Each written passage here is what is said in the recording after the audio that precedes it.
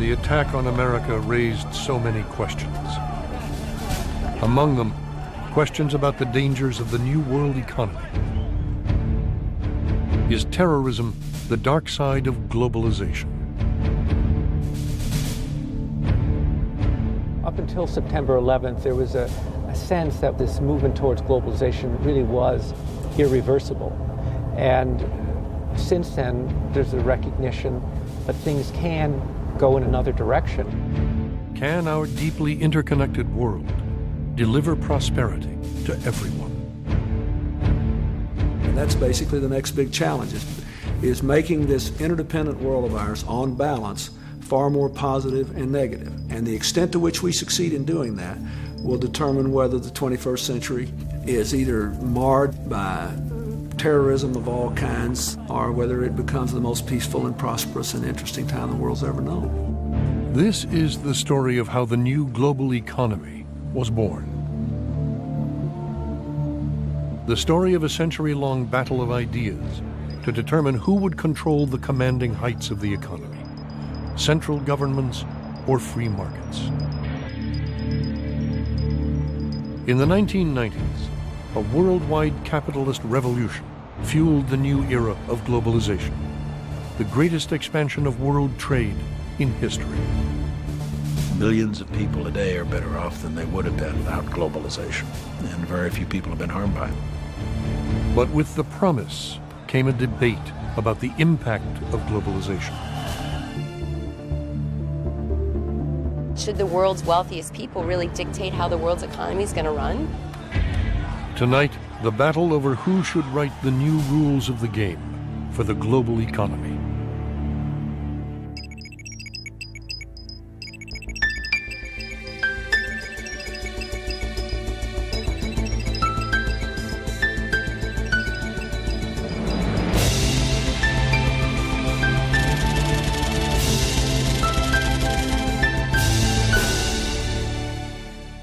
This program was made possible by EDS, offering business and technology solutions from strategy and implementation to hosting. EDS, managing the complexities of the digital economy. FedEx. Globality may be new to some, but to us, it's the way we do business.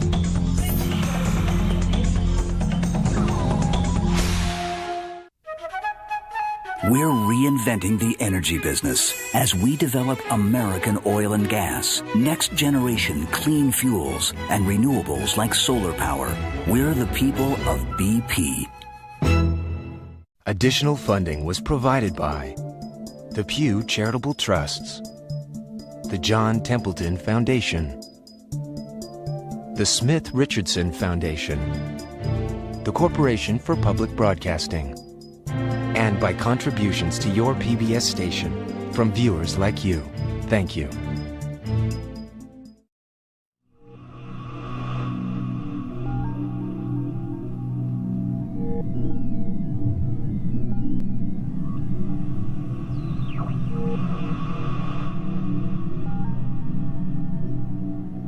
Out of the sorrow of September 11th, I see opportunity. A chance for nations to strengthen and rethink and reinvigorate their relationships. When nations open their markets to the world, they find in America a trading partner, an investor, and a friend.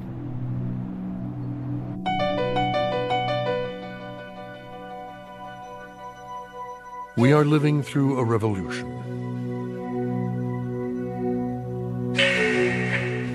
The 1990s saw the creation of a new kind of global economy. A single market in which everyone has a stake, but no one has control.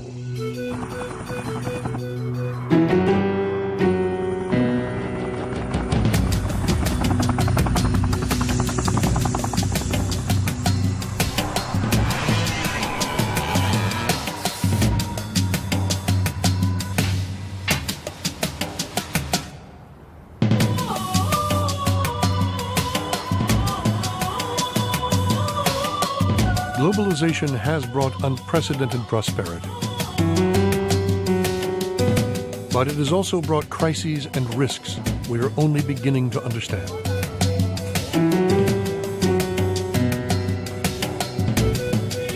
It has unleashed a worldwide debate about wealth and poverty, about the rules of the game for this new era of globalization.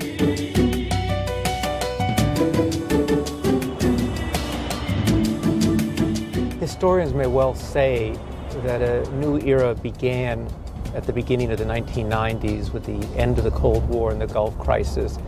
And that was this new era of globalization, of a world being tied together by flows of investment, of trade, of ideas, of culture, of people traveling all the time. And it happened very fast, and it so often happened. The change came more quickly than the ability of thinking to catch up and understand the change. But to understand where we are today and where we're going, we have to understand this recent past.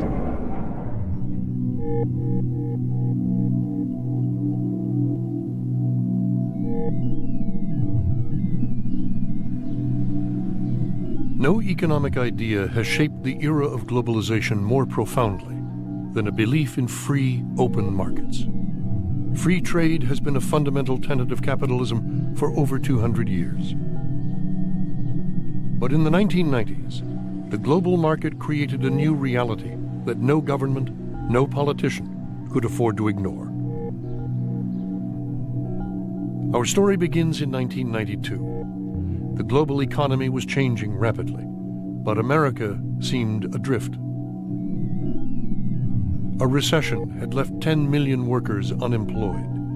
Industries struggled against intense foreign competition. Europe had formed a single trading bloc. Japan looked invincible. Japanese companies were buying up American icons like Rockefeller Center and Universal Studios.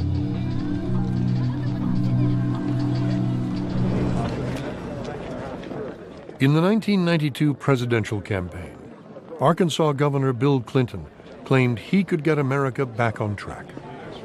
Have a nice day, sir. Thank you. Appreciate you. Have a nice day, Governor. He drew crucial support from America's labor unions and seemed to promise workers protection against global competition. Again, look at what our competitors do. Meet the competition. Look at what the high-wage countries do. Look at what Germany does. Look at what Japan does. That's what you got to do. And you'll stand up against the good old boys to do that, huh? Absolutely. Good luck to you. What's the purpose of having a country if you're going to let it go down the drain? I don't know. Why have we been doing that? You got my vote. Hey, Governor, don't forget the federal employees, too, okay? Thank you. Yeah, my vote. Thank you, guys. But at a meeting with Wall Street financiers, Clinton had discussed a different agenda, an agenda some of his core supporters adamantly opposed. Financial markets wanted to rein in government spending, cut the deficit, and embrace free trade. Without these policies, they thought America's economy wouldn't recover. Over dinner in an exclusive restaurant, Clinton tried to persuade some of Wall Street's most seasoned executives that he saw the world as they did.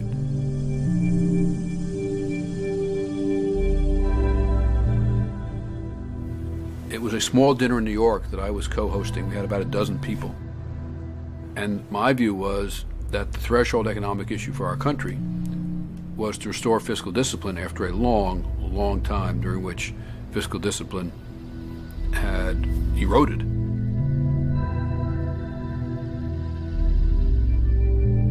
I could see that Reuben and the others that were there in this rather dark place where we had dinner at night were kind of looking and saying, you know, can this guy from Arkansas be president? What could he possibly know enough about the economy to do it?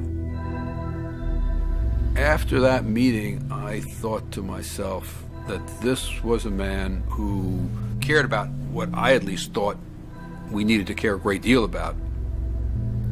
Now, on the issue of trade, he clearly believed in trade liberalization, and that clearly has been a a dividing line in the Democratic Party was then, is now. Trade became an issue in the 1992 presidential campaign. Republican President George Bush had negotiated a treaty that would allow unrestricted flows of trade and investment between the U.S., Canada, and Mexico.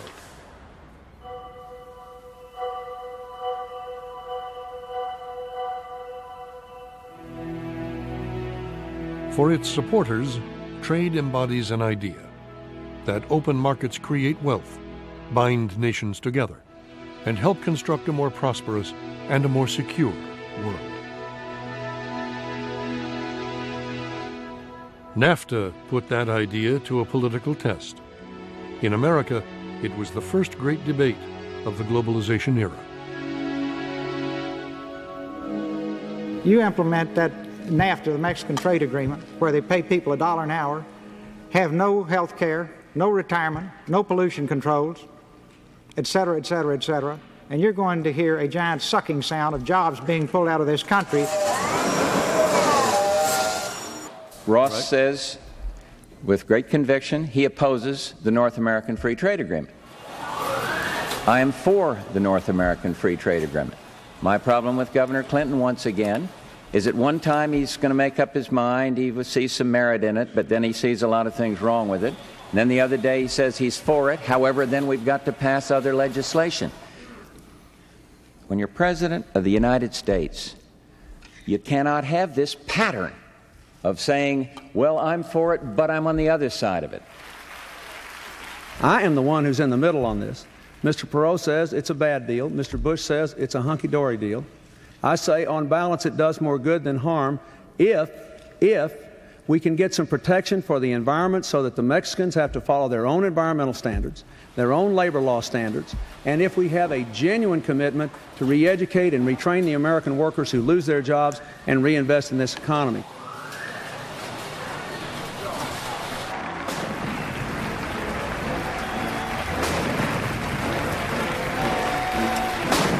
Once in office, Bill Clinton's economic policy was aimed squarely at restoring the confidence of financial markets. His first term was dominated by the battle to reduce the deficit. On trade, the president changed his position and announced he would wholeheartedly support NAFTA as it stood.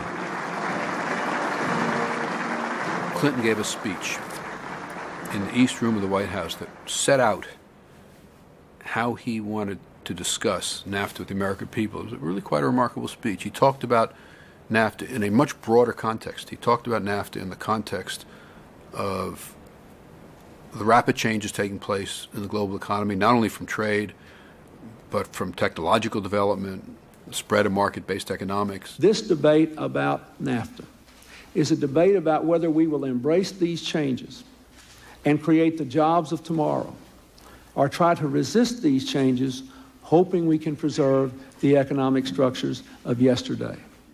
Nothing we do in this great capital can change the fact that people can move money around in the blink of an eye.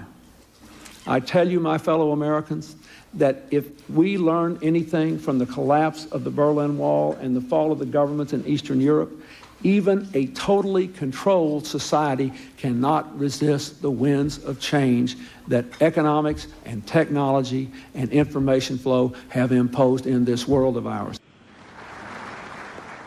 To some of his supporters, the president's change of heart on NAFTA was nothing less than a sellout. The labor movement in the United States opposed NAFTA as it stood because we saw that as a corporate-dominated trade and investment agreement, one that served the interests of multinational corporations, that improved their flexibility, their mobility, their clout. And at the same time, NAFTA did nothing to protect the rights of workers to form unions, to bargain collectively, and to really raise their voices in the political system so that workers could be a formidable countervailing power to multinational corporations. I think Clinton did sell out his traditional blue-collar supporters on the NAFTA issue, and a lot of people haven't forgiven him for that. Our adversaries tried to make it look like the whole American establishment's on one side and the little guys are on the other. And they could, stir that fear factor. And it was a tough sell. It was a tough sell. I thought it was one of the most courageous acts of his presidency. We worked with him very hard. The Republicans in the House provided a much bigger percent of the vote than the Democrats did. 60% of congressional Democrats voted against NAFTA. It passed only with Republican support. After NAFTA became law, thousands of foreign companies built factories in northern Mexico, exporting goods to the American market just a few miles away. 80% of all televisions sold in the U.S. are now made here.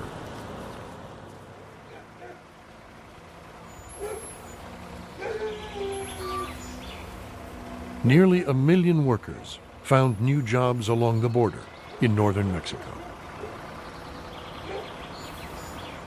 Pues ya lo poco que me va quedando, pues yo lo voy ahorrando para poderle mandar a mis hijos. I have 2 children. In the South, I didn't have a job and couldn't give my children what they need. Pues yo no le puedo dar. I left them behind with relatives and came here to find work. I found a job in a television factory. I earn enough to send some money home to my children. I couldn't do that before. This is a country of over 100 million people. And there's no question that those 10 to 12 million people who live in the north and the border area are not doing badly by Mexican standards. And it has become more industrialized with more jobs, higher wages, better social indicators, etc. The people in the South are doing very badly by Mexican or by anybody's standards. 40% of Mexico's population lives in poverty. Mexico's embrace of NAFTA and free trade was part of a broader change in thinking within developing countries. Their governments increasingly saw open markets as the key to economic growth. I worked 15 years for Coca-Cola. I started as a route salesman. I started right from the bottom. And I learned that discipline, that hard working, that talent is the way to succeed. I always seen globalization as an opportunity. Just the trade agreement with the United States has moved our total trading, which was 6 years ago $40 billion US, today is $280 billion US in just 6 years. Nobody loses, everybody can win. Obviously, trade has increased, investment has increased, and if the only metric you use to measure whether NAFTA has been a success or not is the volume of trade, then NAFTA is tremendously successful. And yet most normal working people, most normal citizens don't watch the volume of trade. Companies have been more aggressive in threatening to move production to Mexico. They've succeeded in bargaining down wages, in opposing unions. And so on a lot of different fronts, we think that NAFTA has shifted the balance of bargaining power in the continent of North America towards multinational corporations. Since NAFTA came into effect, about 400,000 American jobs have been adversely affected by trade with Canada and Mexico, according to the U.S. government. Exports to these countries have created more than 1 million new jobs. And over the 90s, global trade nearly doubled.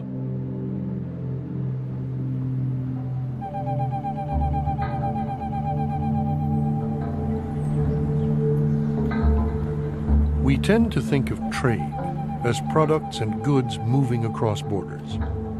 In fact, the biggest trade of all can't be seen. It is money, the continuous 24-hour worldwide flow of stocks, bonds, and currencies. In the 1990s, practically anyone with savings in a pension or mutual fund became an investor in the global market.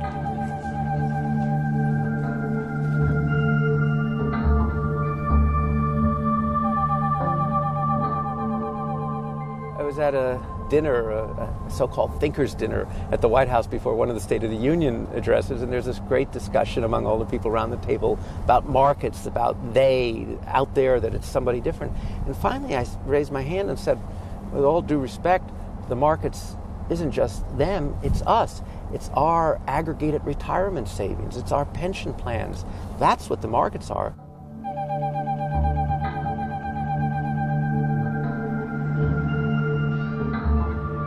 The state of California runs one of America's largest pension funds. The fund, known as CalPERS, manages the retirement savings of over 1 million state employees.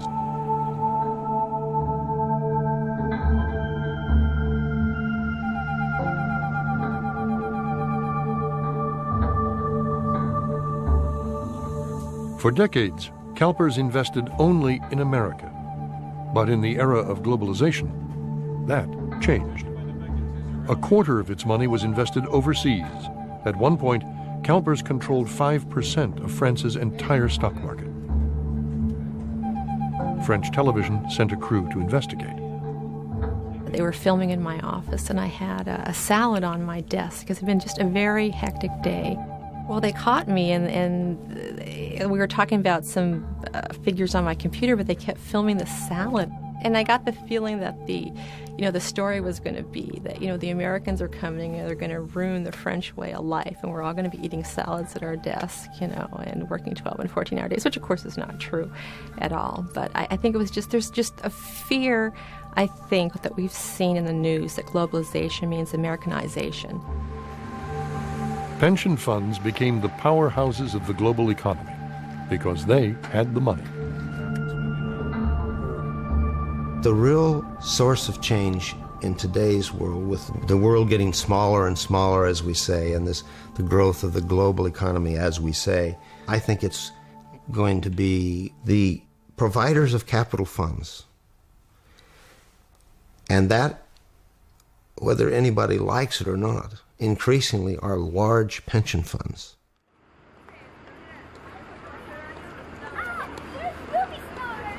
I have some of my own personal mutual funds overseas, and they seem to be doing pretty well right now.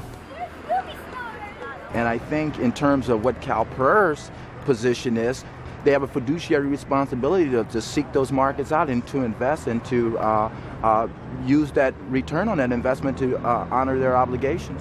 We can't keep everything in the United States. You keep things in the United States, it's still not in the United States because so many companies are global, everything is global, everything is interconnected. With the end of the Cold War, many nations opened their markets to foreign investment for the first time. Funds like CalPERS saw new opportunities and hired money managers to scour the third world, now renamed emerging markets. Okay, very good. Yeah. Let me talk to Dennis, huh? Yeah, but they got an election coming up.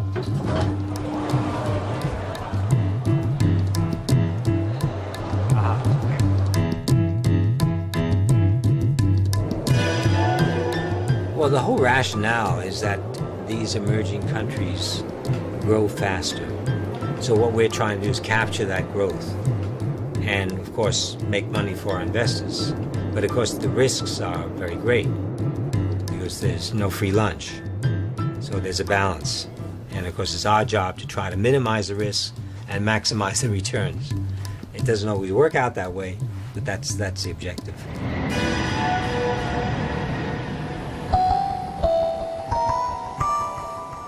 As investment flowed around the world, the Clinton administration expanded the trade agenda it adopted with NAFTA.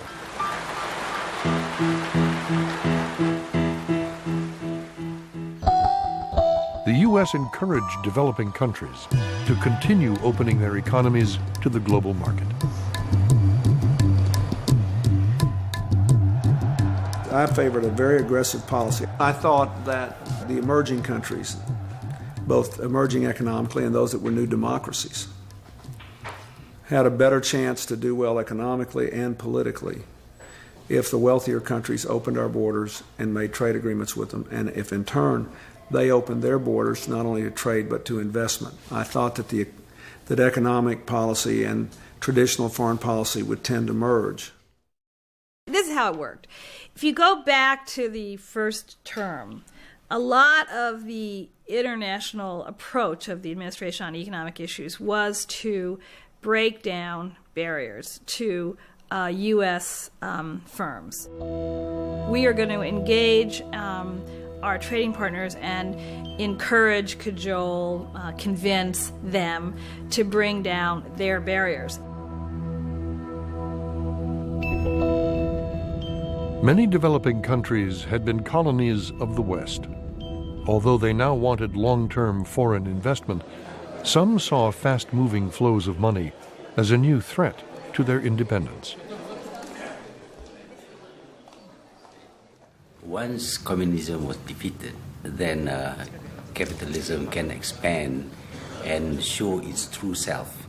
It's no longer constrained by the need to be nice, so that people will choose the so-called free market system as against the centrally planned system. So because of that, now there is nothing to restrain capital, and capital is demanding that it should be able to go anywhere and do whatever it likes. Some called it the triumph of capitalism. During the 1990s, more countries than ever adopted market economics. Health Insurance Portability and Accountability Act on our health program. As an economics professor, Bill Christ had taught a course comparing Marxist and capitalist theories. As president of CalPERS, the California State Pension Fund, Christ came to believe that only open markets could ensure global stability. This is a kind of revolution, and I think it's going to be one of the most powerful revolutions over time, in my opinion, that will move towards giving everyone the franchise of participation in economics.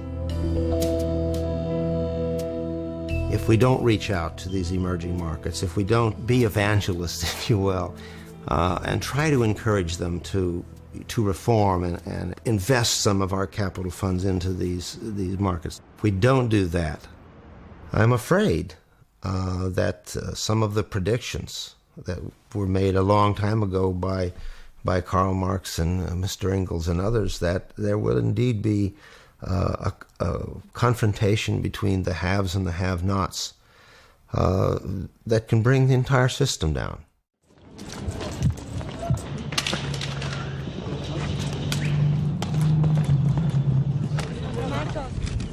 The very day NAFTA came into effect, Zapatista rebels launched an uprising in southern Mexico. Shortly after, the leading presidential candidate was assassinated. Worried about stability, foreign investment began to flee. The global economy was about to face a new kind of crisis.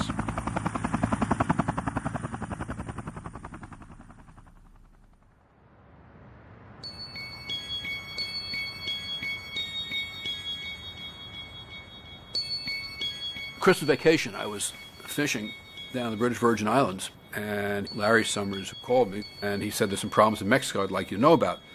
And I thought to myself, that it was nice of Larry to call on the one hand. On the other hand, I'm on vacation in Mexico today, there'll be some other country tomorrow, and I don't know why this can't wait till I get back. Well, it turned out that this was not just another country, it was a very, very serious matter.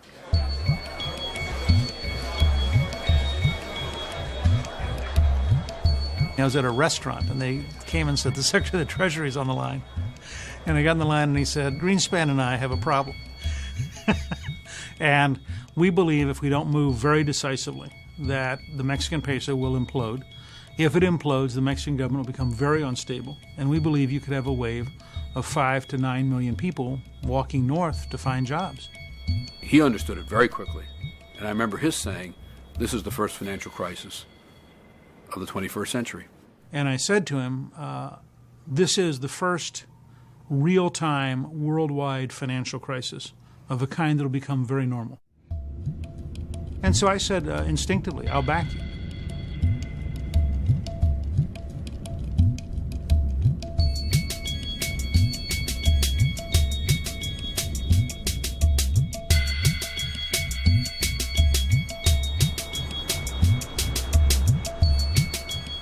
It was fascinating because we had Mexico, which we really did think was facing default, and we had enormous political problems accomplishing what we felt we needed to accomplish to support Mexico, to try to prevent this from happening. And we all knew that while we believed the program we were recommending was right, there was some risk it wouldn't work.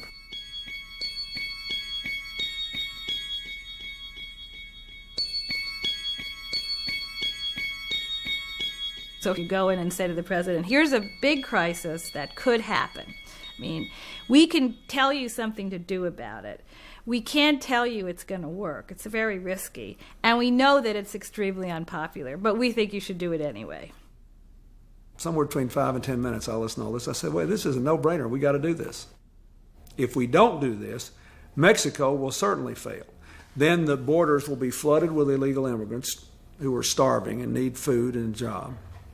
We'll have an enemy on our southern border, people that will remember when they were down and they were in need, we were not a good neighbor, and we will pay hugely for that. All over the developing world, people who look at us and think that we are smug and rich and unresponsive and don't care about anybody else will have all that confirmed.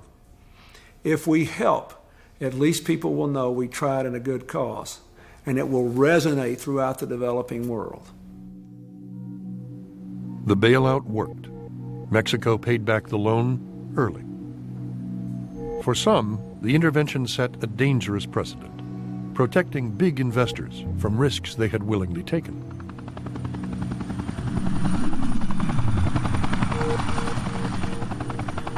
Remember, the people that got bailed out were foreign holders of Mexican government obligations. In a sense, we were trying to bail out our own citizens. But it signaled to banks and other rich investors that the U.S. Treasury at that time was going to adopt a bailout policy. People who take risks should bear those risks. They got the reward for them. They should take the downside. As the Mexican crisis made clear, technology had transformed financial markets. Money could literally be moved across borders in seconds.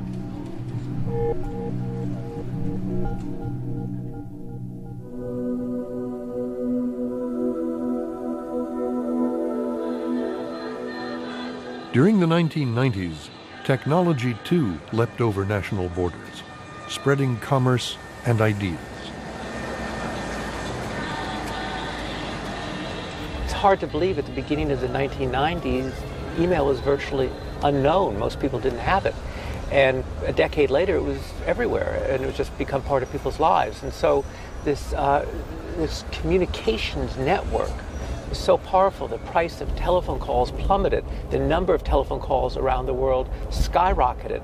And people are in contact and connected in a way that had never happened before. In 2 decades, the number of international phone calls from the U.S.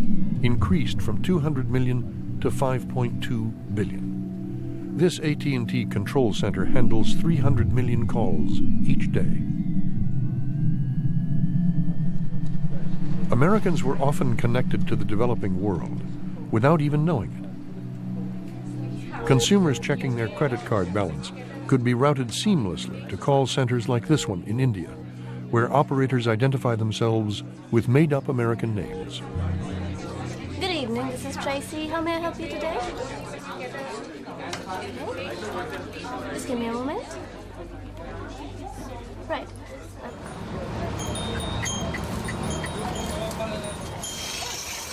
In a remote Indian village, farmers took their crop to market as they had for generations.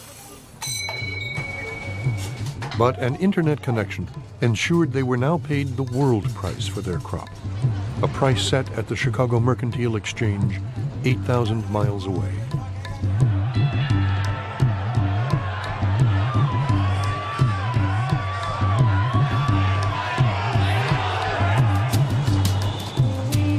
This borderless world created a new kind of business person. Entrepreneurs could now think like multinationals and see the entire world as a single market. Mariana Murti understood this revolution earlier than most. All of us believed in central planning. All of us believed in socialism because we are all children of a different generation. Then I realized that if you want to eradicate poverty, you don't do it by redistribution of existing wealth. You have to create new wealth. With only $250, Murti helped found a computer software company. His headquarters in Bangalore became the world's second largest software campus. Only Microsoft's was bigger. 30% of the world's software engineers are from India. You know, I define globalization as producing where it is most cost effective, selling where it is most profitable, sourcing capital from where it is cheapest without worrying about national boundaries.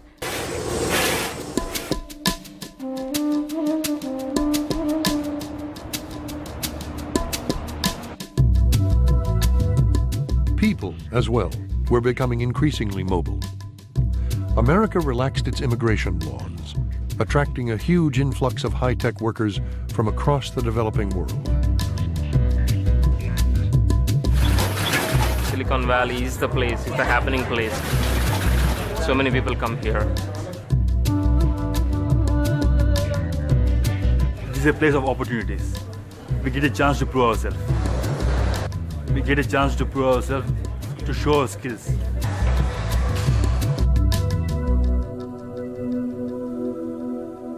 In many ways, Silicon Valley was the spiritual center of the new global village, the source not only of its technology, but of its entrepreneurial ethos. The Draper family had invested in entrepreneurs since the 1950s, when they brought venture capital to Silicon Valley. In the early 90s, Bill Draper's son, Tim, funded Hotmail. Its instant global success convinced him that the world was fundamentally changing. We knew that the internet was going to change the whole way the world worked, because we knew that you could do commerce, you could do communication, you could do all these things over the web. And all these governments, India and Africa and Pakistan, China, had all been trapped, and they were not really participating in the world economy. They could now. They could, because now they could communicate with the rest of the world through this internet. It was a big opportunity, and we saw it and we jumped on it. I thought I had checkmated you again. I think entrepreneurship can happen anywhere. All it takes is someone with a vision and an idea for how to do something better. One of the Drapers' best investments was in David Lee, the first foreign-born American to take a high-tech company public. When we came over, we have nothing. $600, 20 kilos of clothes. And this society give us opportunity and everything. Even entrepreneur, it sounds very good, but being a spouse is very difficult because most of the time he's traveling or he's not home. I raised my 3 children by myself, and he sometimes don't remember how old they are.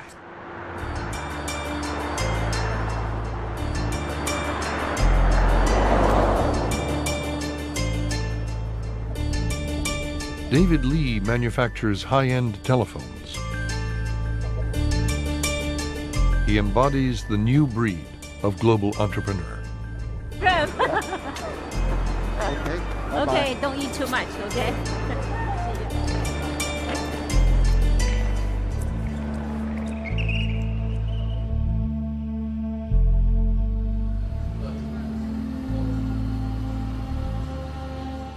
In the early 90s, David Lee returned to his homeland for the first time in over 4 decades. I always afraid to go back to a communist country. I was born in Beijing, and actually right in the Tiananmen Square. And we left there after the revolution, 1949.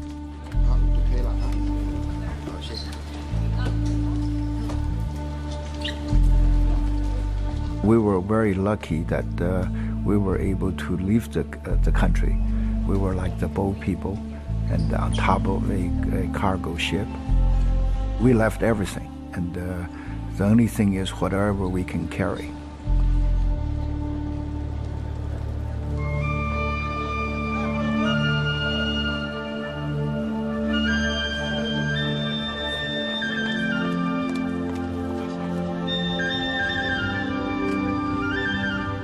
This is a free trade zone, and anything you do in here, you don't have to pay tariff, or you can build the thing and then ship it out, and for export purpose.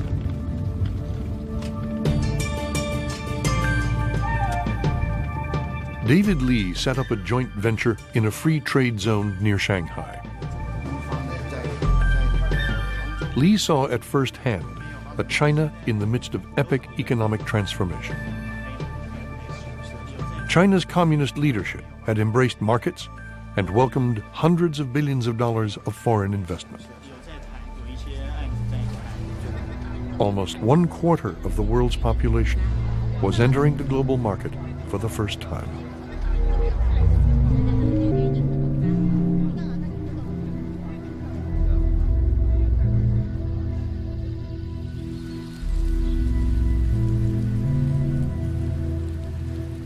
In villages across China and throughout the developing world, people left their rural homes. They traveled to industrial towns, seeking work in new factories built to serve the global market.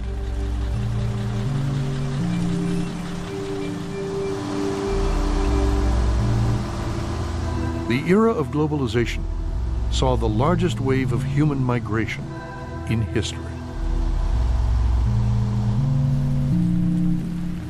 80% of the world's future economic growth is expected to occur in cities rather than the countryside. I was a school teacher in the countryside. At that time, I only earned $100 a month. My parents are both farmers, so we lived a very poor life. But now I'm earning $3,000 a month. My life is totally different.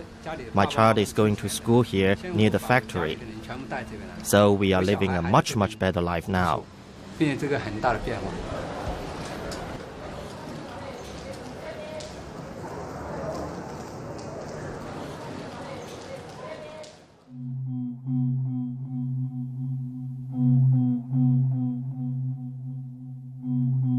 China's leaders hoped to emulate the tiger economies of Southeast Asia, where trade and investment had transformed once impoverished nations. When the British came here in 1819, they found a fishing village of about 120 people. No agriculture because the ground was infertile. It's when the empires broke up. Everybody wanted to do their own trading. And we could easily have just withered on the vine. So we just had to make ourselves relevant to the world, and the countries that make themselves relevant become better off. Those who opt out, they suffer. Since the 1970s, the countries of Southeast Asia had become world-class exporters, shipping everything from cars to computers across the globe. And they called it the Asian economic miracle because the world had not really seen that kind of economic growth, that many people brought out of poverty, that rapid a creation of a middle class so quickly anywhere in the history of the world. By the mid-90s, many Asian economies were growing at the astonishing rate of 10% or more each year.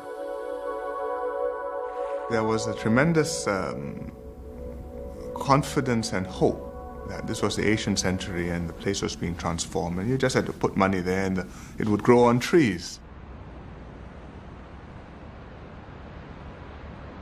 I remember the CEO of one major company in about 1995 or so saying, if we're not invested tomorrow in Asia, we're too late.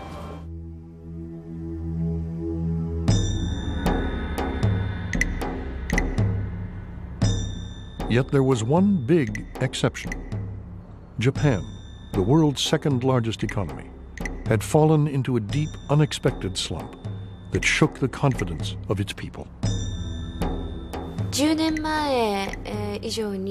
Japan was in the so-called bubble economy, and at that time, the Japanese people were not very careful about debt. After the collapse of the bubble economy, people came back to reality and came down from their dreams.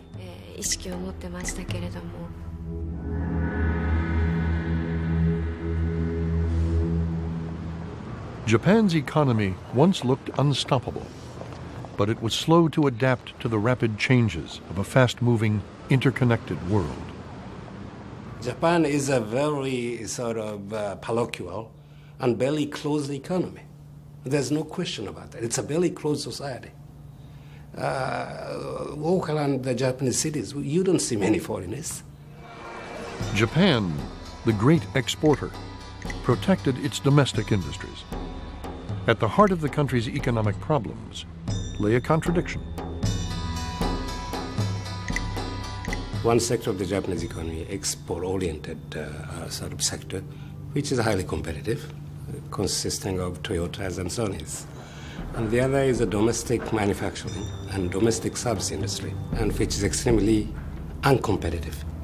You know, we have a market-oriented capitalistic system on the one hand. We have a very socialistic, egalitarian sort of sector on the other hand. In Japan, government bureaucrats managed a highly regulated economy. As Masahisa Naito was to learn, ideas about change met with profound skepticism. I wanted to deregulate our financial system. The new global markets of the 1990s created a new reality. I said we had to change for Japan to thrive in the new world economy. My colleagues in the government criticized me. They said that it was in the best interest of Japan that my ideas be destroyed. Naito was fired without warning. Japan stuck to its old ways, and the nation's economic slump continued.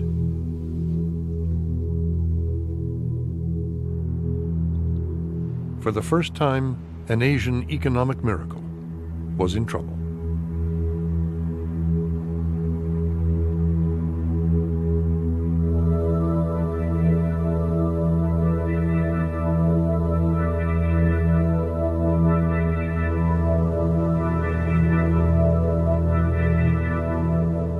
By early 1997, Southeast Asia's rapid economic boom was overheating. Siravat Vorovit was one of many who thought the good times would never end. Ever since I was a child, I have been wanting to be a multimillionaire. I wanted to be rich. I wanted to do something that no one has done. Build a luxurious condominium. I knew a lot of rich people, and multi-millionaires would like to take time off to play golf, to enjoy the fresh air in mountains, which you cannot find in Bangkok.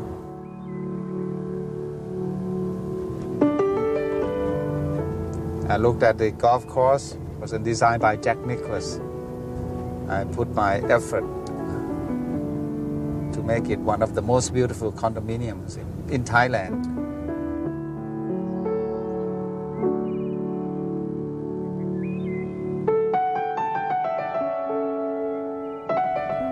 Still today, the mountains in the background with a fairway and a lake in front of the condominium. It's really beautiful. People were just buying apartments and condominiums just like they were gambling. They were tempted by this easy money. They were tempted by this easy profit. During the 90s, Thailand had opened up its capital markets. For the first time, local businesses could borrow money from foreign banks, which offered lower interest rates. People would come and knocking on your door and plead with you to borrow money, be they European banks or Japanese banks.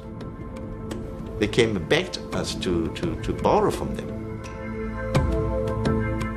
In just 4 years, loans to Thai businesses had tripled to over $200 billion. American and European governments encouraged the inflow of money. Oh yeah, we were strong advocates of opening up capital markets and the benefits that could flow therefrom. But we were also strong advocates at the same time, because we recognized the Thai, of developing the banking systems, developing the capital markets, and developing regulatory systems, none of which is easy.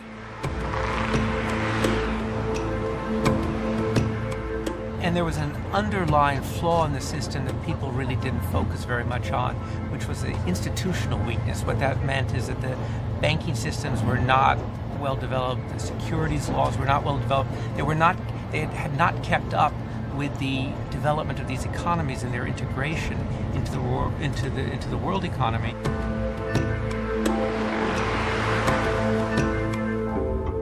Thailand's central bank had kept its currency artificially high, fueling the speculative bubble. The International Monetary Fund, which acts as a bank of last resort to countries in financial trouble, began to worry that Thailand was heading for a fall. I went to Bangkok in May 1997. It was full of cranes everywhere, and it looked like the boom would never end. But there were very weak banks who were lending against the security of those buildings which were never going to be filled. Muang Thong Thani was a sign of the times, a new city built from scratch for 700,000 people. It was meant to be bigger than Boston. But almost no one was moving in. The vision was great. The vision was to take this huge tract of land and build a city, basically, between the downtown congested Bangkok and the airport. So the concept was excellent. The problem was that it was financed to a great degree by US dollars. Thailand's currency, known as the baht, was pegged to the dollar. As the Thai economy weakened, financial markets sensed this policy couldn't last. Thailand had fixed the value of its currency in terms of dollars. It had a fixed exchange rate. And as people began to wonder, well, do they actually have enough dollars to always be able to give me dollars in exchange for the baht, the Thai currency I have? And when they begin to wonder about that, they start asking for the dollars. The central bank kept on saying, no, we will support the currency at this fixed rate. And of course, they were shelling out the US dollars to protect the currency. So their foreign reserves were dwindling. And of course, any hedge fund manager looking at that would say, hey, these guys are going to be in trouble, and I'm going to short the Thai baht. The baht came under relentless market pressure. In July 1997, the Thai government was forced to devalue. The bubble had burst. The Asian financial crisis was about to begin. Okay, here we are. When it hit, I realized my fate. I could not sell a single unit when the crisis hit. This was my most expensive model unit. Now no more doors, all decorations, materials gone. My condominium is called American Dream. home dream condominium. But we are broke. Even my clients who were multi-billionaire broke also.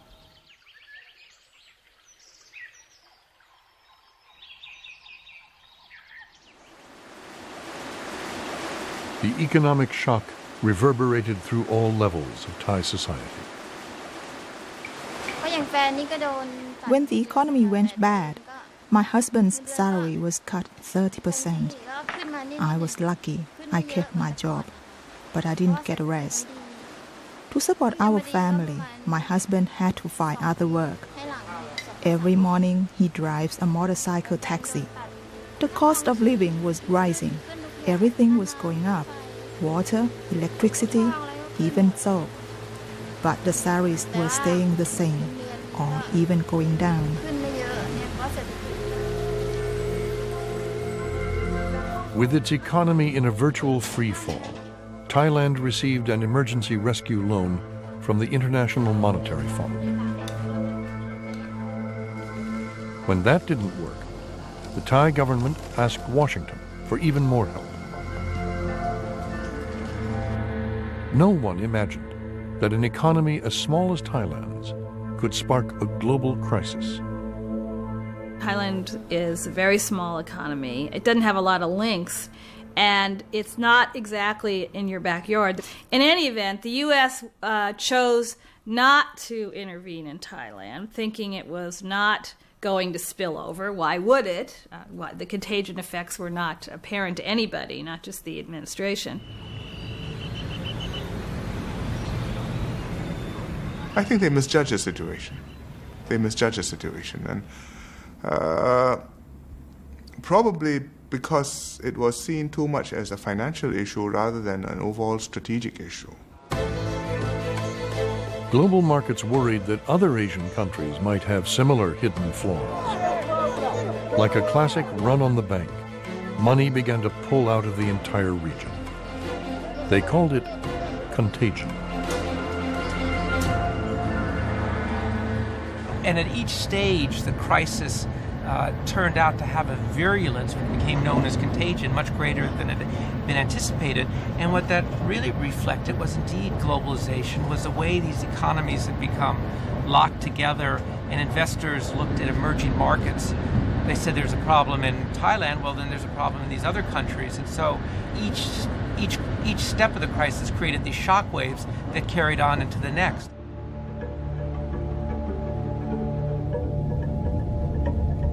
Contagion spread to Thailand's neighbors. Malaysia's economy had seemed stable. Suddenly, it too was facing relentless pressure from global markets. We have the currency going down and down and down, and we have the stock market doing the same. And we felt totally helpless. We feel that there is no way we can recover. So, I mean, the feeling is really very bad, very frightening.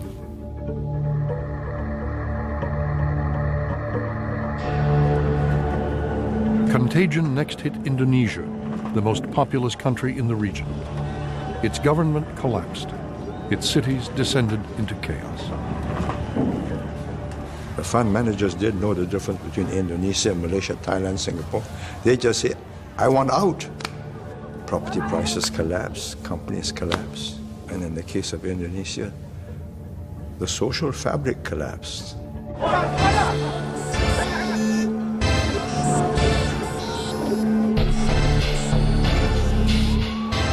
Churches have been burned, mosques have been attacked.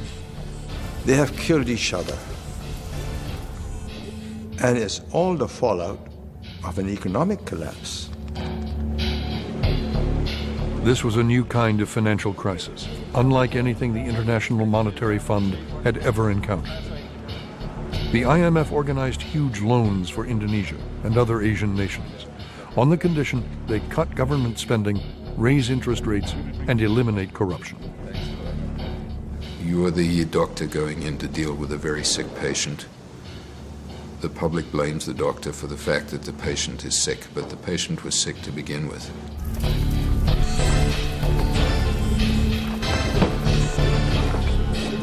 But these things are societally wrenching, and there are huge vested interests.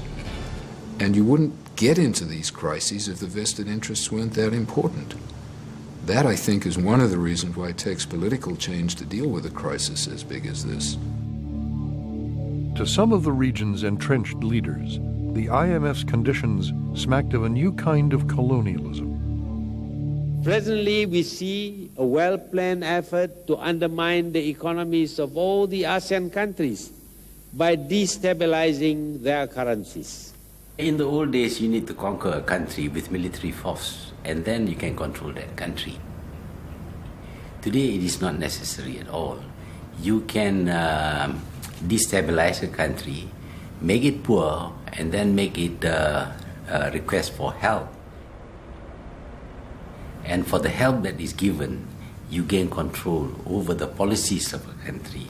And when you gain control over the policies of a country, effectively, you have colonized that country. The market forces were simply too powerful for the IMF or any government to contain. In late 1997, contagion reached Korea, one of the most successful economies in the world. It was unbelievable that the crisis has spread as quickly as to Indonesia and Korea within a matter of 6 months or 7 months. But the world was much more globalized than we thought it was at that time. In the last week of December of 1997, the 11th largest economy in the world, which was Korea, had, roughly speaking, $4 billion of reserves left and was using reserves at the rate of $1 billion a day. Well, it didn't take a great deal of quantitative insight to see that that was not a long-term viable situation.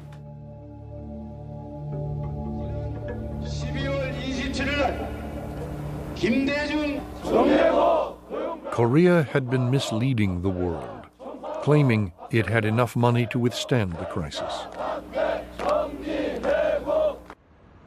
The IMF's Stanley Fischer arrived in Seoul to inspect the central bank's accounts. I visited Korea a couple of days before they turned to the IMF for help. And there was a state of panic. And it was at that point that I went to the central bank and was shown how much money was left in the Korean central bank. It was essentially all gone. Korea was about to default on its loans from Japanese and Western banks.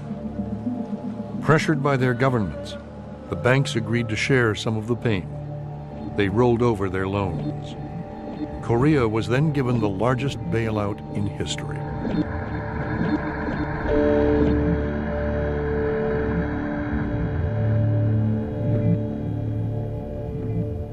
If they had done that in Thailand, I think that they would have not only avoided some economic problems, but I think that the sense in Southeast Asia that the Americans were really on the side of putting things right would have been stronger. Then a very, very strange thing happened. From about the 1st of February 1998 until August, there was a period in which financial markets essentially decided that risk didn't exist anywhere. Markets thought contagion had been contained in Asia. Investment flowed elsewhere. Some came to Russia, where the Moscow stock market was the best performing in the world. But economic reforms had stalled, and Russia was heavily in debt. Even so, investors were convinced they'd found an emerging market that couldn't fail. Investors had decided Russia is an ex-superpower.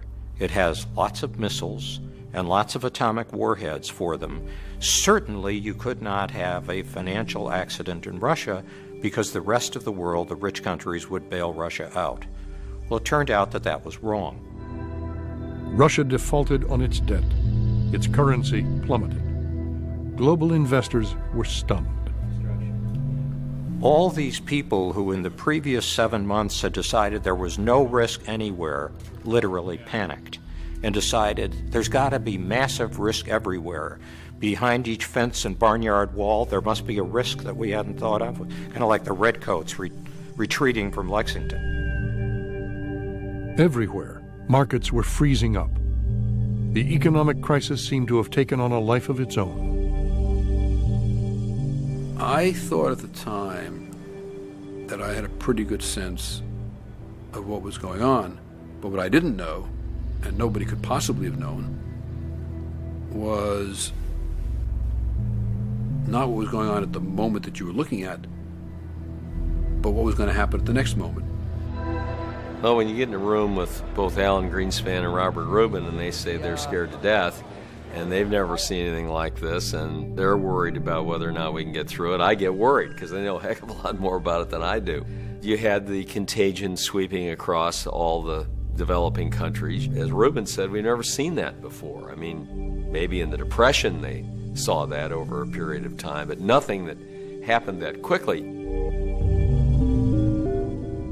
Now the crisis had reached America. A little-known but powerful private investment fund was on the brink of bankruptcy.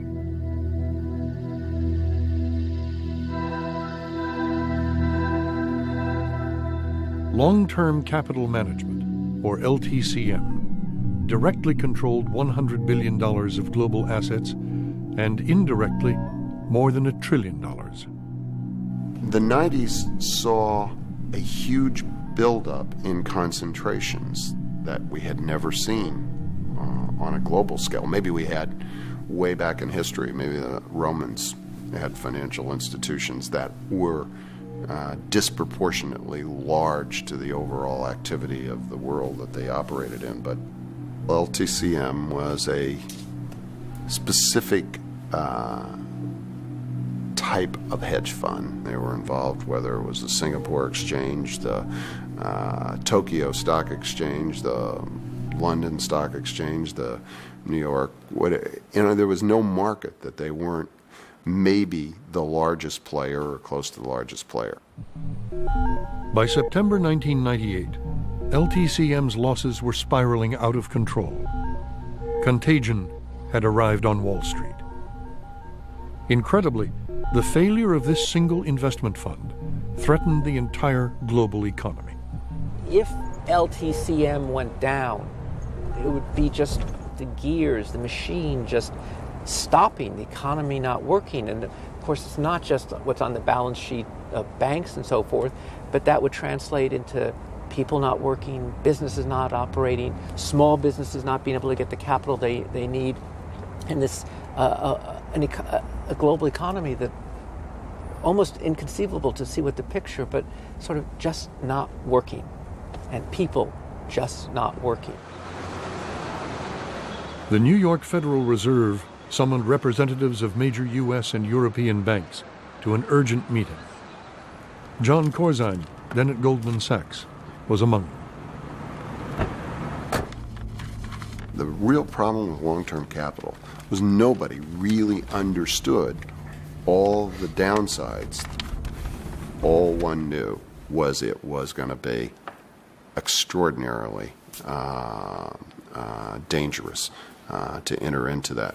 And everybody, I think, understood the Fed's concern that that had real implications to the real economy. Since LTCM was a private fund, the government could not impose a solution.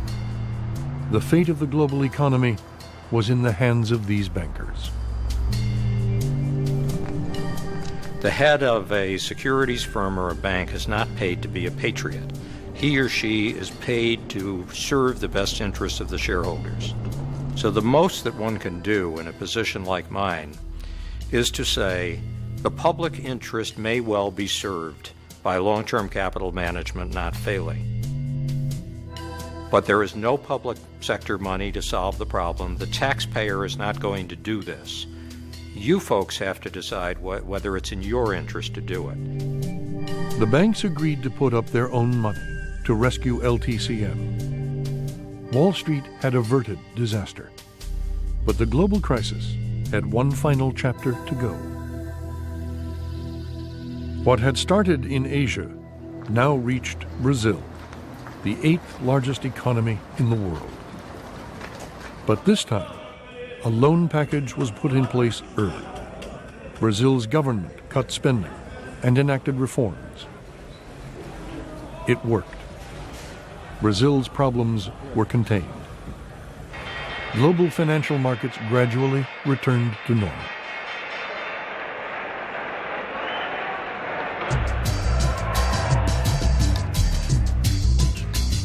It's not clear when you would say it ended, but what happened was that the countries that actually took ownership of reform, Korea, Thailand, Brazil, began to reestablish stability in their financial markets, and their economies started to recover. And after a while, there came a point we began to feel maybe we're past the crisis. Then a little bit past that, we said, it does look like we are past the crisis. And finally, we got to the point where we said, well, we think this is over. The world economy had survived the first crisis of the globalization era. But millions of ordinary people had paid the price. And that's the unfortunate part of so-called globalization, because such negative effects can come very fast. It takes decades for a country to grow up, and all of a sudden it disappears.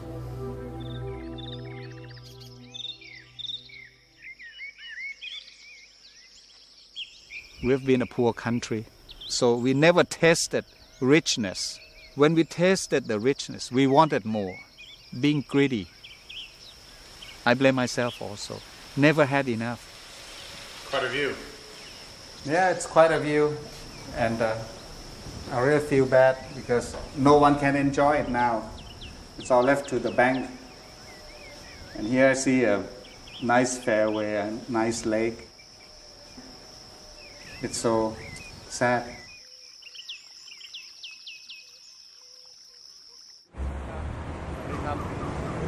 Sandwich ไหมครับศิริวัฒน์ sandwich ไหมครับศิริวัฒน์ sandwich ไหมครับสวัสดีครับศิริวัฒน์ sandwich ไหมครับ I had a big dream. I couldn't achieve it, and that's why today standing selling things for 2 hours and you don't sell anything, or you sell very seldom sell.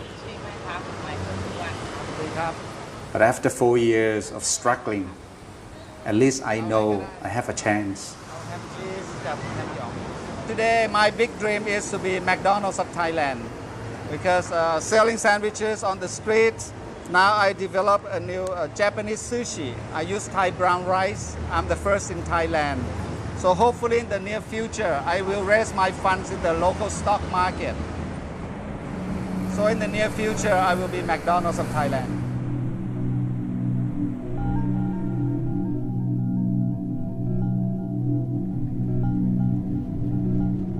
The global economy rested on institutions that dated back to the end of the Second World War. The contagion crisis proved that the new era of globalization needed new rules. We have to improve the rules of the game. You want the financial system essentially to be like the shock absorber in a car. When you hit a pothole, yes, this car still bounces. But have you ever been in one that didn't have a shock absorber? If you have a good, strong shock absorber, at least you get through the pothole and you're still driving in the same direction that you thought you were when you hit it. The moral is that there are risks to globalization, but in the end, there's no alternative to globalization. So don't let your banks lend recklessly. Don't allow bubbles to get out of hand. Keep prudent measures, sound economic policies which will inspire confidence and maintain confidence, so in a crisis people will know that you will stay the course and won't panic and be up and off. It's easier said than done, but these are the principles you have to follow.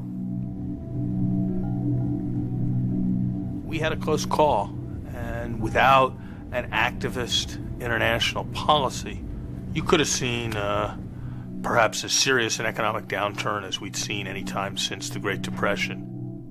And that's why we need to continue to understand the dynamics of financial crisis better. And that's why especially the United States needs to be prepared to take a lead in working to contain financial crises.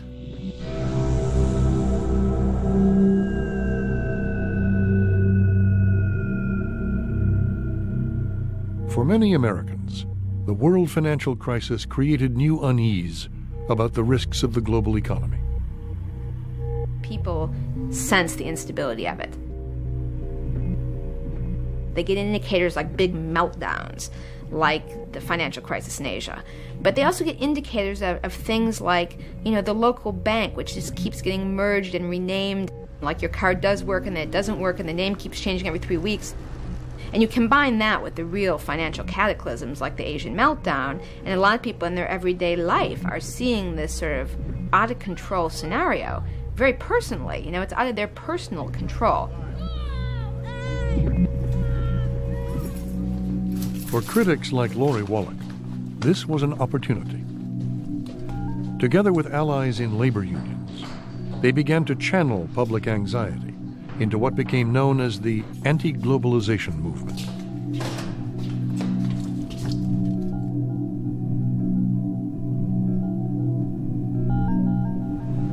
The World Trade Organization, known as the WTO, manages the rules that govern global trade.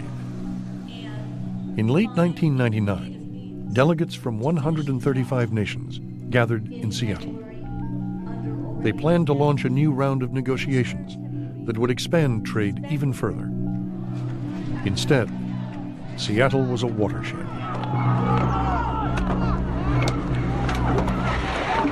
As one could see from the way Seattle exploded, it really caught the people at the World Trade Organization meeting there quite by surprise. The largest environmental organization in the world with offices of more than 60 countries. They can take us away, but they cannot silence us! And it became a lightning rod for all of those people across this very broad spectrum who are concerned by some aspect of globalization or what they perceive as globalization or by the causes that animate and move them. And yet the WTO, which is led by CEOs of the company that make bovine growth hormone, get to make rules saying that these countries can't ban an unsafe product.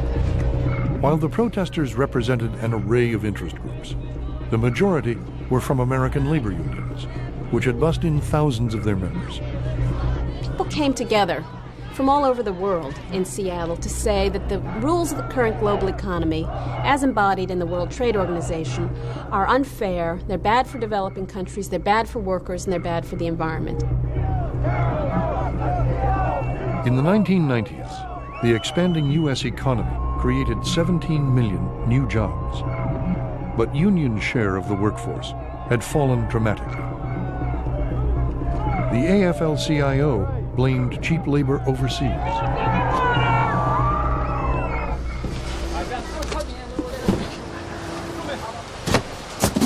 As an example, they pointed to this factory in China, where workers are paid $5 a day to make bicycles once built in America.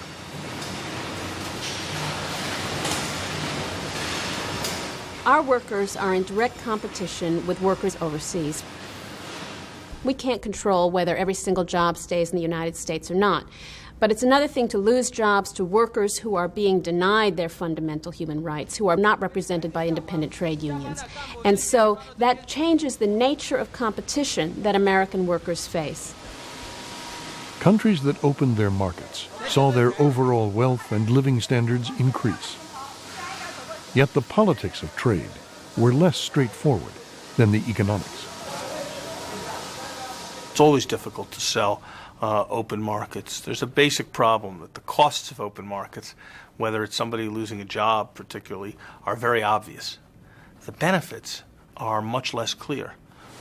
Whoever said on Christmas Day, gosh, thanks. Without open markets, I would have only been able to buy half as many toys for my kid.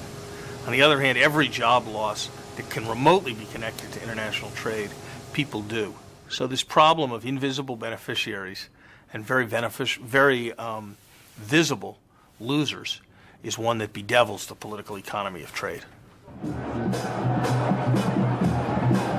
The truth is that the business community has very good access to the international institutions and to their own governments.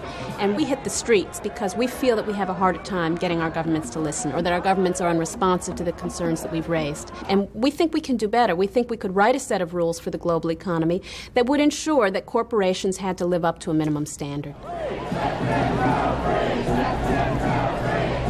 But inside the Seattle meeting, the union's demands met stiff resistance from the developing world.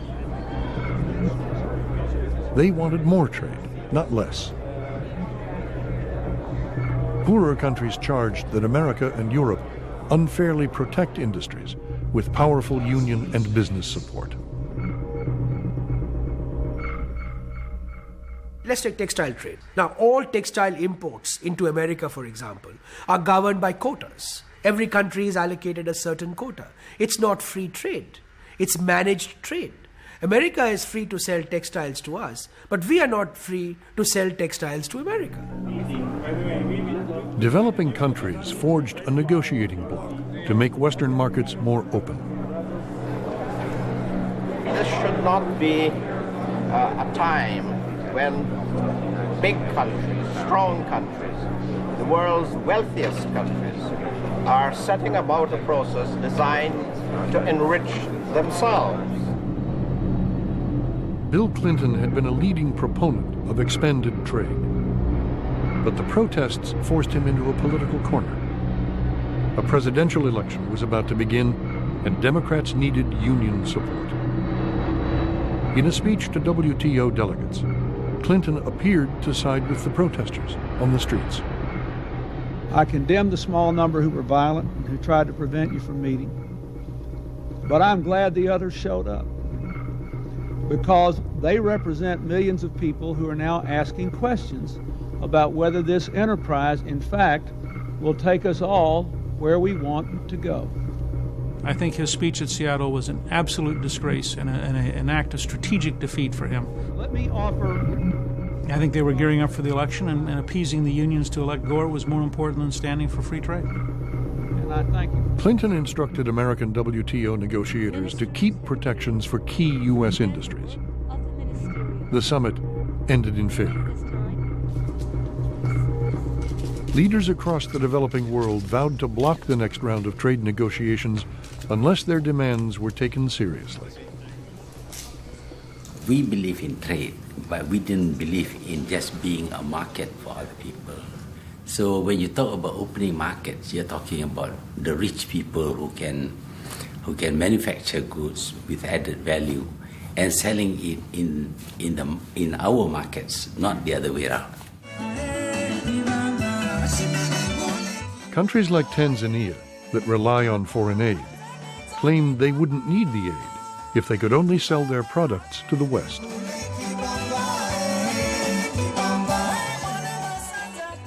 We talk about a level playing field, but in fact it is very much tilted in their favor. We would earn so much more than we are possibly getting by bilateral aid if those markets were just open to us, literally by billions. Global poverty soon became the galvanizing issue among globalization's opponents.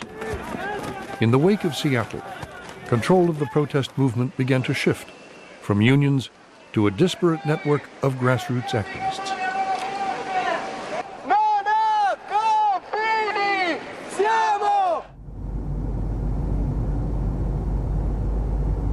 We're trying to move from the politics of protest to the politics of liberation.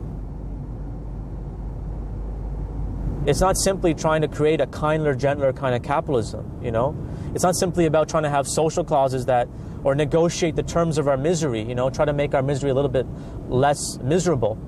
It's about changing the world. It's about creating structures and institutions and frameworks and communities and neighborhoods that are based on our values, which are values of social justice, of mutual aid, of solidarity, of direct democracy. And we're a long way from where we want to go, but we have to start now.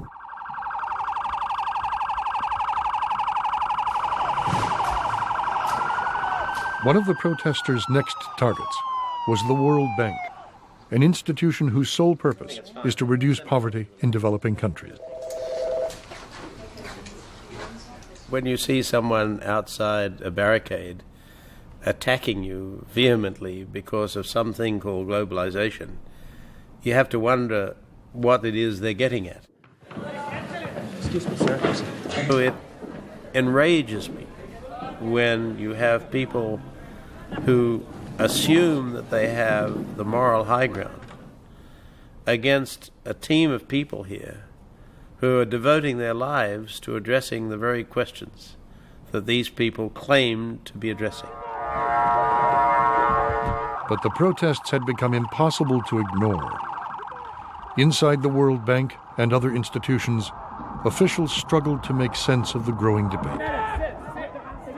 The protest movement is multifaceted and the anger is multifaceted, but there clearly is a sense of losing control and a sense of alienation.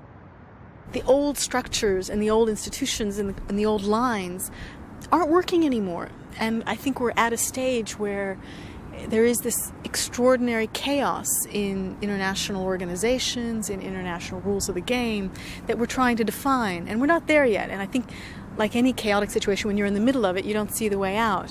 But I think what we're observing, the series of protests, the series of engagements, is part of the process of coming towards some new structure for managing a global economy.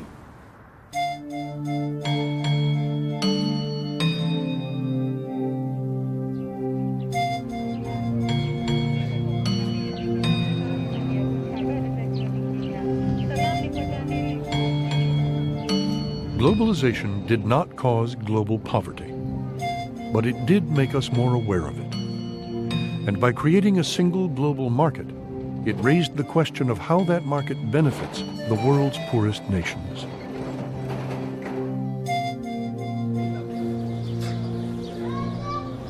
We are seeing around the world a movement towards greater reliance on markets, greater confidence in markets. But for that confidence to last, it has to be seen that these markets are fair, that they are delivering the benefits widely, that people are benefiting from them. And if they don't have that kind of legitimacy, then the confidence is not going to remain, and the markets will be vulnerable to disruption and being replaced by other kinds of controls. So every day, the market has to earn and prove its legitimacy. And that's a big test, particularly in the developing world, where the number one issue is the issue of poverty. And that, more than anything else, is what these markets will be judged by.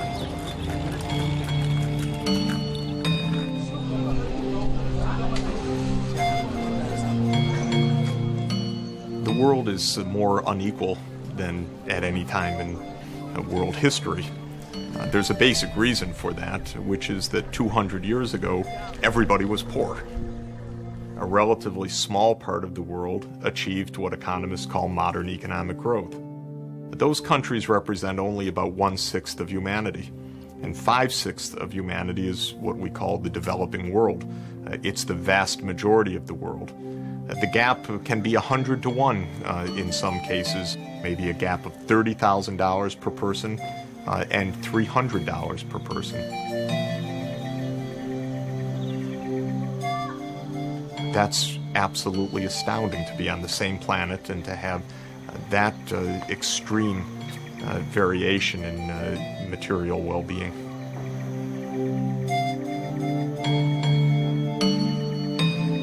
The problem that's happened over these last years is that somehow or other people who are capitalists in countries like the United States consider that the real interlocutors are rich people from developing countries. So they've been touching the wrong constituency. The constituency of capitalism has always been poor people that are outside the system. Capitalism is essentially a tool for poor people to prosper.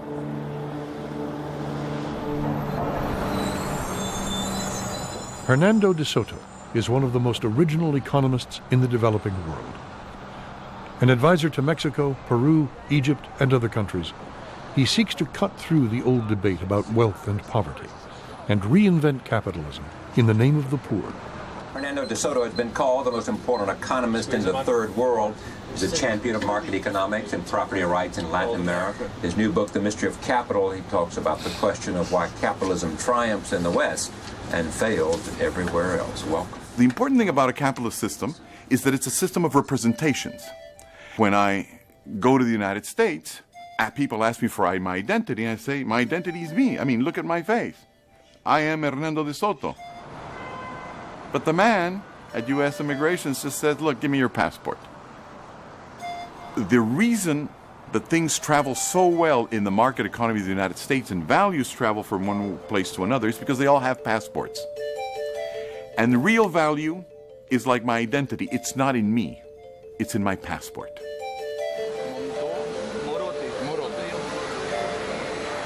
Real value to pay the hotel room is not in me. It's in the credit card. And so what happens is that this system by representation requires, of course, that all these representations, the credit cards, the passports, the IDs, the property titles, and the shares be organized by a system of law that allows people to be able to trust what they're dealing with. In September 2000, De Soto published his explanation of why capitalism hasn't worked for the poor. He took his message directly to some of Latin America's most remote regions. The reason I'm going to Cajamarca now is because 12 years after the fall of the Berlin Wall and 11 years after Peru adopted pro-market policies, their situation hasn't gotten that much better, and they want to know why. The Mystery of Capital offers an explanation. It says that the system per se works in the West, but that in our country, like in much of the third world, it isn't functioning because we have missed some of the crucial elements that the Westerners had in the 18th and 19th century, like property rights, without which the system cannot function.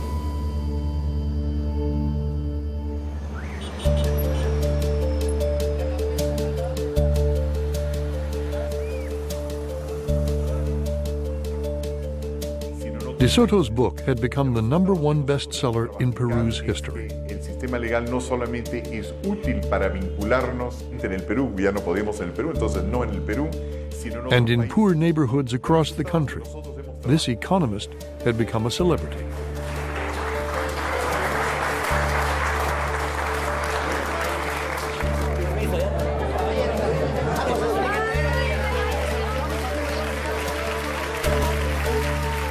De Soto believes that people are capitalists by nature, but that in the developing world, most are locked out of the capitalist system.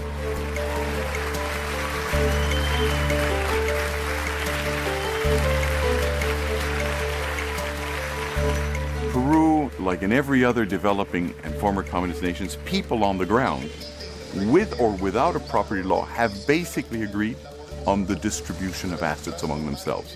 You go to any of the places we've been to, the hinterland of Egypt, of the Philippines, of Haiti, where there is no official law that is actually in place or being enforced, but there is another law in place. You step on somebody's territory and somebody comes up and says, get off my territory, whether there's a law or no law. You walk down the street and you walk into a garden and the dog starts barking, and you start finding out that that dog is defending a consensually agreed determination of possession rights throughout a certain area. So there are property systems in place. The important thing is that they're illegal. They're extra legal, to be more precise.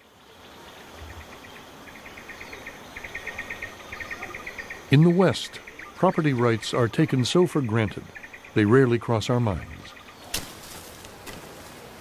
But in many countries, these crucial tools of capitalism simply aren't available. In the foothills of Mount Kilimanjaro, Philip Tesch's family has grown coffee for generations.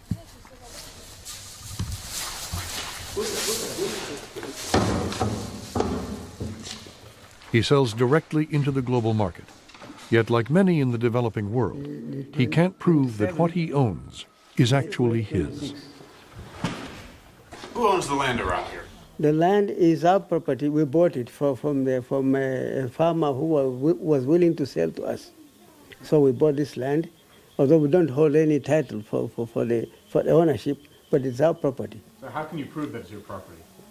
Because I'm here. I was the person who bought it, and the person who sold it to me is also around here.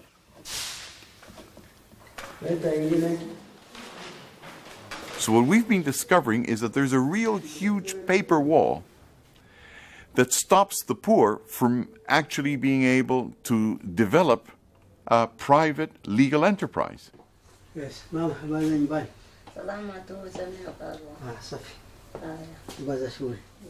Without property rights, ordinary people in developing countries can't get a loan, a mortgage, or credit.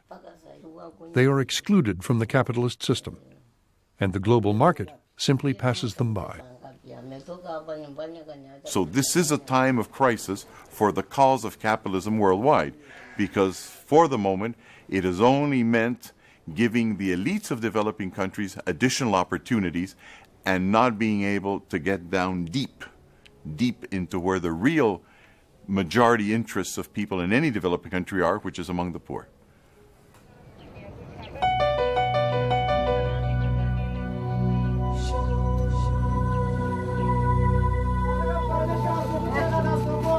It is an incredible moral problem how to live together with this vast gap in wealth.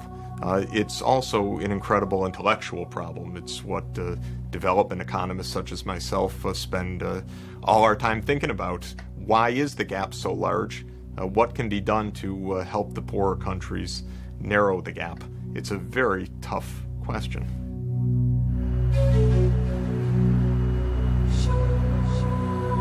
Places like Merelani in northern Tanzania are the bottom end of the global economy.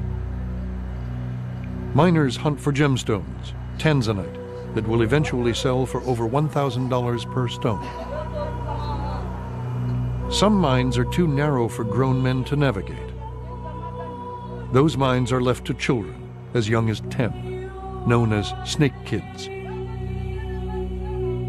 For each stone, they receive less than $1.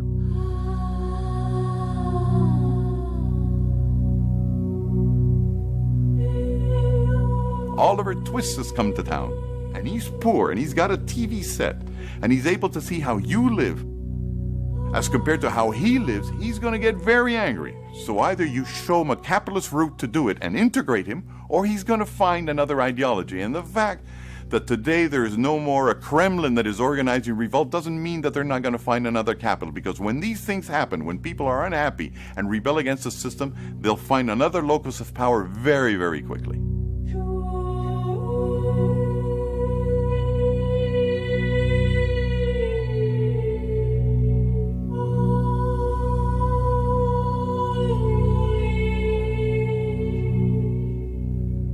I'm not one of these people that believes that economics solves all problems.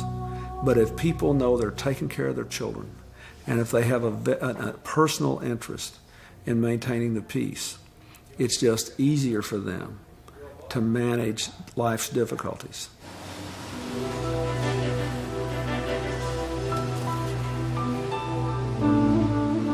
You know, it's no accident that the Nazi Party arose in Germany. Everybody who was alive at the time remembers people in the Weimar Republic after the harsh peace of Versailles after World War I, carrying wheelbarrows full of worthless marks to the bakery to buy a loaf of bread. So I don't want to oversell this.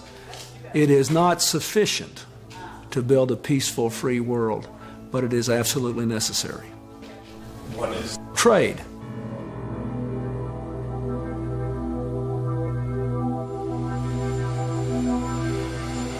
In his final foreign policy address before leaving office, Bill Clinton sought to define the challenges of globalization. He had come to the presidency saying that free trade would benefit America. He left arguing it was crucial to maintaining the peace in an interconnected world. First, let me say, I think it's quite important that we unapologetically reaffirm a conviction that open markets and rule-based trades are necessary, proven engines of economic growth. Now, I know that many people don't believe that. And I know that inequality, as I said, in the last few years has increased in many nations. But the answer is not to abandon the path of expanded trade, but instead to do whatever is necessary to build a new consensus on trade. That's easy for me to say. You can see how successful I was in Seattle at doing that. No generation has ever had the opportunity that all of us now have to build a global economy that leaves no one behind. For 8 years, I have done what I could to lead my country down that path. I think for the rest of our lives, we had all better stay on it. Thank you very much.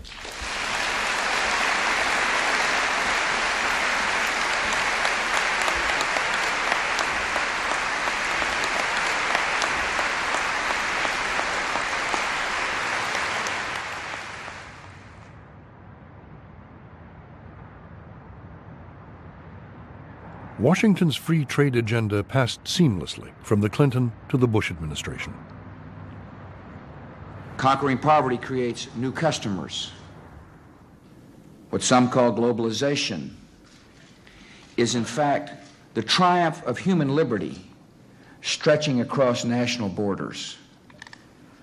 And it holds the promise of delivering billions of the world's citizens from disease and hunger and want. At this stage, I don't find in my travels around the country or even around the world that there is a widespread opposition to the basic fundamental trends that have been there for the last 40 or 50 years. Millions of people today are better off than they would have been without those trends and developments, without globalization, without the developments of increased international commerce. And that's all to the good, and very few people have been harmed by it.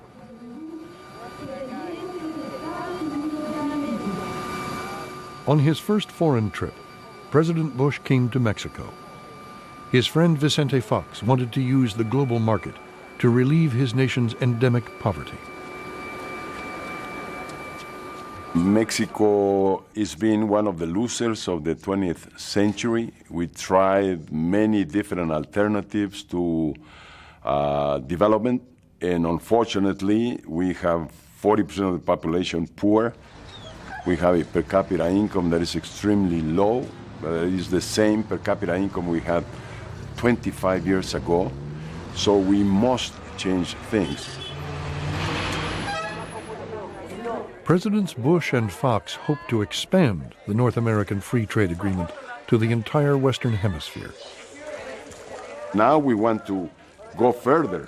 I'm talking about a NAFTA plus, a NAFTA that takes us to a further integration. I've been talking this with President Bush, and fortunately, he's seeing it the same way. But as his foreign minister, Fox chose a leading voice of the left, a one-time friend of Fidel Castro and critic of global capitalism. The left's main issue since the middle of the 19th century has been the inequality that accompanies capitalism. There is probably more inequality pressing against society today than before, within rich countries, within poor countries, and between rich countries and poor countries.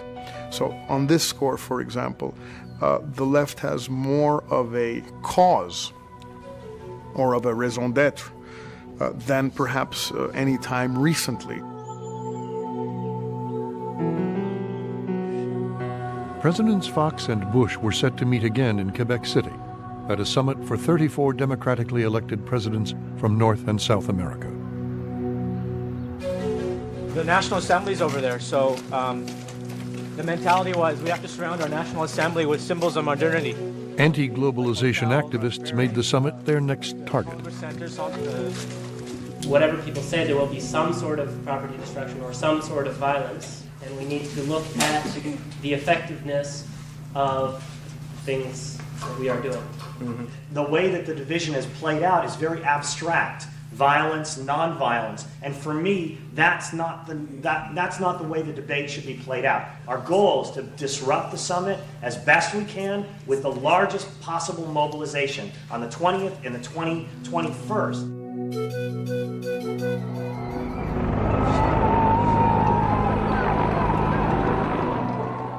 The summit's agenda was to be trade, poverty, and the new rules of the game. Organizers sealed off the city center.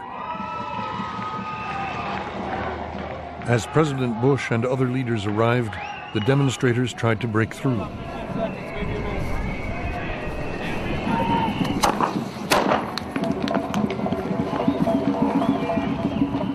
Inside the barricades, Mexico's foreign minister was now a part of the system he'd once criticized. They never mentioned the Americans. They said, we need leeway to show that we can get results. This is my first big summit as foreign minister, and it's fun. Get to see a lot of people who are very representative of their societies and the power elites in their countries, and also friends. Everybody's here. If you were 25 today, where would you be? In the streets. I would think that's certainly a hell of a lot more fun.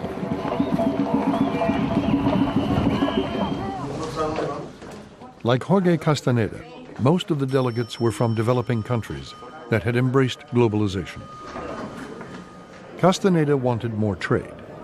He also hoped to narrow the gap between the rich and the poor of the developing world.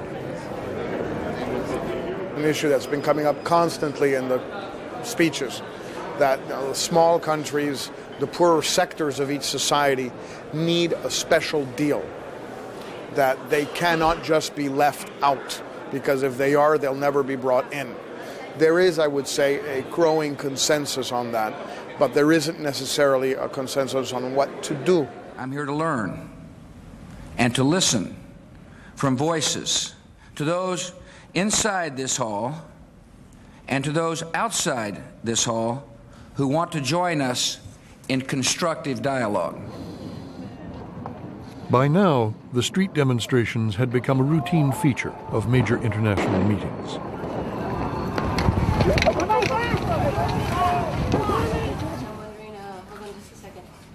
Protest organizers were increasingly sophisticated, using the internet and other tools of globalization to try to bring the system down. To put out a general call for protesters to come down to quote the Abraham. It seems like there is a scuffle with the police. We need some reinforcements. We need some super protest power. So we travel around the country and we set up these web streams. Wherever there's a minor or major demonstration, wherever people want this to be set up, we'll help them. And so if we can provide alternatives, if we can provide criticisms that come from the streets and represent a diversity of people, then I think there's a possibility of success. And that success would be, burning the free trade area of the Americas. That success would be disbanding the WTO. That success would be removing the power from the top 1% of the world's population. The protesters, by staking out an extremist position, make a more regulatory position more centrist. And that's fine. Perhaps that's not what they want, but that's too bad. You don't always get what you want, and you don't always know who you're working for. But I do think that the protesters are natural allies of people who believe that there are things that should be done to manage world trade in a certain way.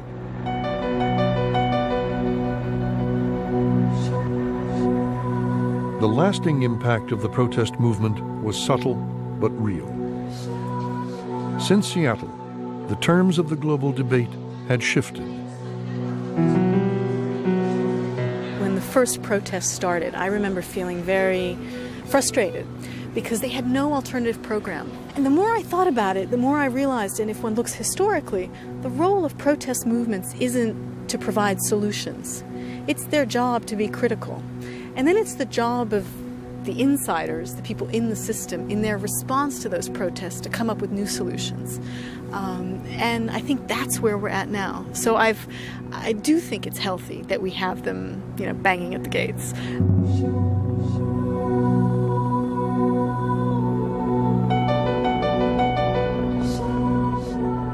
I would say this: they care about legitimate problems, but they have the wrong diagnosis.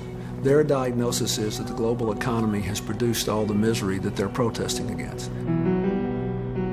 On the other hand, you cannot have a global economy without a global social response, without a global environmental response, without a global security response. It's unrealistic to think you can, and that's basically the next big challenge, is making this interdependent world of ours, on balance, far more positive and negative. And the extent to which we succeed in doing that will determine whether the 21st century is either marred in its first 50 years by terrorism of all kinds across natural borders and more racial and religious and ethnic strife and tribal strife in Africa, or whether it becomes the most peaceful and prosperous and interesting time the world's ever known.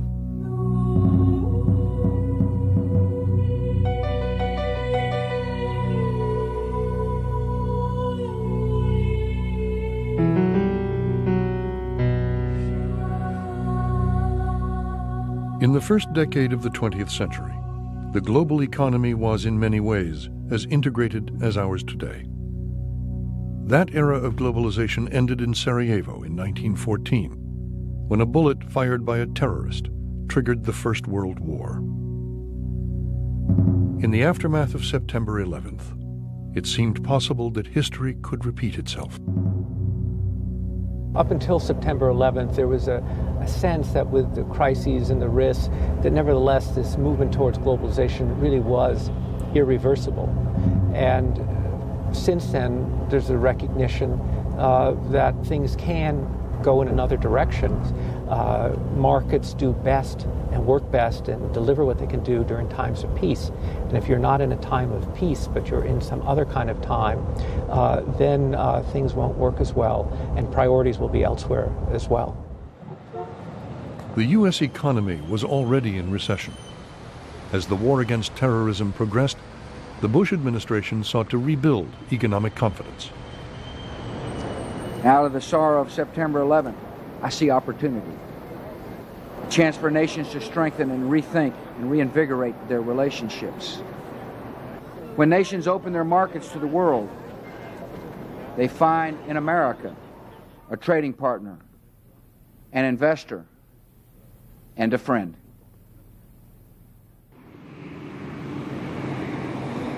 In November 2001, the World Trade Organization gathered as planned in the Middle East. The remote city of Doha had been chosen to keep protesters away, but September 11th had dampened the anti-globalization movement. Delegates reached the compromise that had eluded them in Seattle. A new round of trade negotiations was launched, and the concerns of the developing world will be at the top of the agenda. I think that the new technologies, the breaking down of trade and capital market barriers, the spread of market-based economics, that all of this has contributed greatly to global economic well-being and contribute enormously for a long, long time to come. I think the potential is tremendous. But the people in those countries who feel that they are left out and the system isn't working for them have merit on their side of the case. And I think it's not only an issue of being helpful to them, I think it's enormously in our interest that they become part of the system. I don't think there's any one overnight solution. I don't know anybody who's smart enough to sit down and write a brand new set of rules that we should all then adhere to. I think it is a process of negotiation among sovereign and independent nations. And that's probably as it should be. And it will evolve over time. And I do think we learn from our mistakes. But the idea that there's some sort of basic right way to do it out there and there's one individual or group who've got all the answers, I'd be deeply suspicious of that notion. Months later, the American economy seemed on the road to recovery. While threats remained, the global system seemed more robust than many had feared. The era of globalization looks set to continue, as does the debate over the new rules of the global game.